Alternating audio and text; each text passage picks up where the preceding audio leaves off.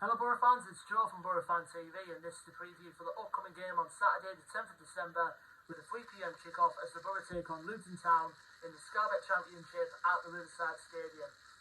Well Boro fans, it's been 3 weeks since our last league fixture, but obviously with the World Cup being on etc, but still going on right now obviously because England of course is still in it. Obviously they played their quarter-final against France the same day as we play our game coming up against Luton, but it's been nearly a month now since we've seen the Boro in competitive action. Obviously, we played a friendly over in Scotland against Hibernian, which we won 2-0. But it's straight back to the league is the way to be, and we're glad to be back. Obviously, it always started the week before, obviously with Sunderland playing one of their games and had against Luton, which obviously they won by 3-0. But we get our restart back underway this week, and we're coming off the back of good momentum. The last game out, to be honest with you, in my opinion, I didn't expect us to get anything, at least a point, in our last game against Norwich, but we went away with all three as we won 2-1. We went behind early in the first half, of course. Norwich went in front through Josh Sargent's goal in I think it was about the opening 10 or 15 minutes or so when he scored. But it was a poor first half show from us, but in the second half we improved dramatically.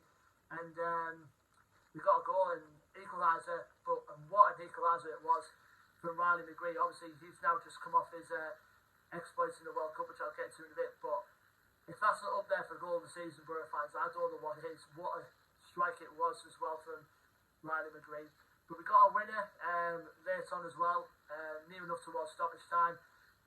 Great play from Chuba Akpom on the right-hand side to lay it off for Matt Crooks with the tap in to make it 2-1, and we held on. And I can't remember the last time we beat Norwich away from home, to be quite honest. But like I said, it puts us in good momentum going into our first game back after the 3-week or so break.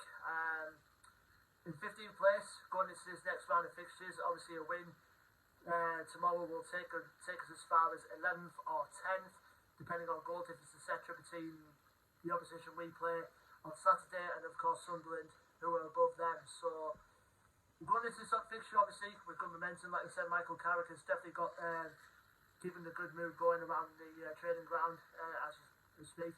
And obviously, come off the World Cup, obviously Riley McGree is back with the squad.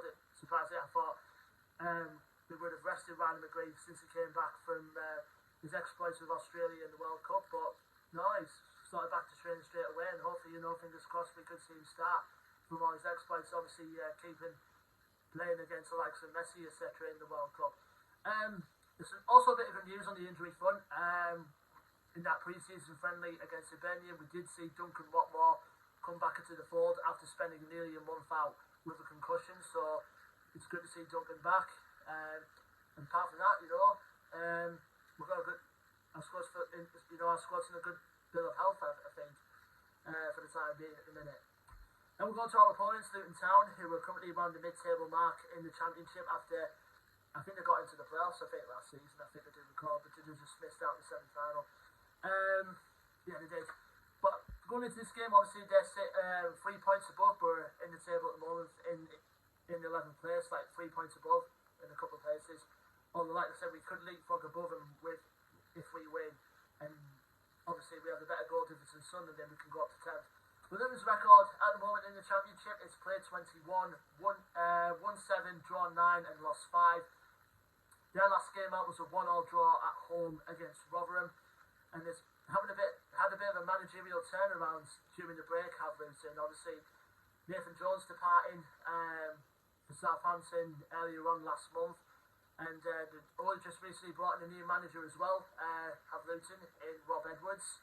Obviously the former Watford boss, who got sacked back in October from Watford, he's now coming to Luton. To be honest, very brave from that, coming from one side of Hertfordshire in Watford and going over to the other side of Hertfordshire in Luton. So very bold move from Rob Edwards. And obviously we've been linked with Rob Edwards before we brought in Carrick, so it'll be interesting game to say the least. But Luton do have some good players in their squad as well, I'm not going to lie. They do have some really good quality players in there. Not more particularly, one of their summer recruits this season is their current top scorer at the moment, and that is Carlton Morris, who coming from Barnsley in the summer, and he's got 8 goals to his name all season. And obviously, we've got to keep an eye on Carlton Morris tomorrow. Also, a strike partner as well who can chip in a goal or two from anywhere is Elijah Adebayo. He's a very dangerous threat considering, in the air and his power game and etc. He's one we've certainly got to watch out for. We do got some good players in the back as well, like Tom Lockyer as well, for example, and Gabriel Oshaw. And we've got Ethan Horvath in goal as well, who's on loan from Nottingham Forest. There's actually two American goalkeepers going up against each other, with obviously Zach Steffen for us and Ethan Horvath for Luton. And we've also got all the good players now. That Harry Cornick is another player we've got to watch out for, even though he's mostly been used as a substitute as of late for Luton. I still consider Harry Cornick a very good threat for, well, not a really good threat for Luton, to be honest with you, but he's a good player, and very, like I say, Luton, they're a very capable side. They did beat us, I think, over at their place last season. But the last time we played them back in March, I do believe we beat them 2-1 at the Riverside with a Paddy McNair penalty and the Duncan Watmore goal with our... Sorry, speech up again there. Getting our 2 goals, and obviously they put one back late on through stoppage time from Harry Cornick. So we do have a good record against Luton, even though we have a couple of losses, particularly at their place, but we don't go to their place, Kenilworth Road, until I think it's our 3rd to last game of the season. So it'd be good to get from the Riverside at the right time as well, and obviously a win for Boro on Saturday, and hopefully on the side in England progression into the semi-finals of the World Cup. It would certainly be a good day, particularly for me and probably most Boro fans as well.